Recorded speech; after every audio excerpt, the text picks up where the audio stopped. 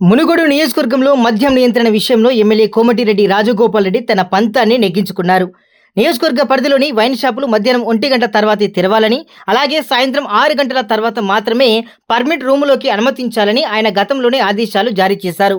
అయితే ఈ ఆదేశాలను లెక్క చేయకుండా యజమానులు యథావిధిగా షాపులు తెరవడంతో రాజగోపాల్ రెడ్డి అనుచరులు రంగంలోకి దిగి వాటిని బలవంతంగా మూసివేయించారు. దీనిపై వైన్స్ యజమానులు ఎక్సైజ్ శాఖకు ఫిర్యాదు చేయగా అధికారులు స్పందించి ఉదయం 10 గంటలకే షాపులను దగ్గరుండి తెరిపించారు.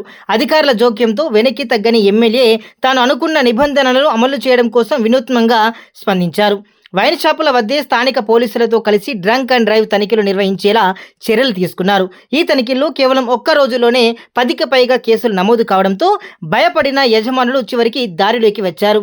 ఫలితంగా సంస్థ నారాయణపూర్ మండలంలో యజమానులే స్వచ్ఛందంగా మధ్యాహ్నం 1 గంట తర్వాతే వైన్ షాపులను తెరిచారు. మొత్తానికైతే రాజగోపాల్ రెడ్డి తన పంతాన్ని నెగ్గించుకున్నారు. తప్పనిసరిగా ప్రజలకు అందుబాటులో ఉంటూ అనేక రకాల సేవా కార్యక్రమాలు చేయడమే లక్ష్యంగా పెట్టుకున్నట్లు, అదేవిధంగా తప్పకుండా ప్రతి ఒక్క కుటుంబానికి అండగా ఉంటామని కూడా అతను చెప్పడం జరిగింది.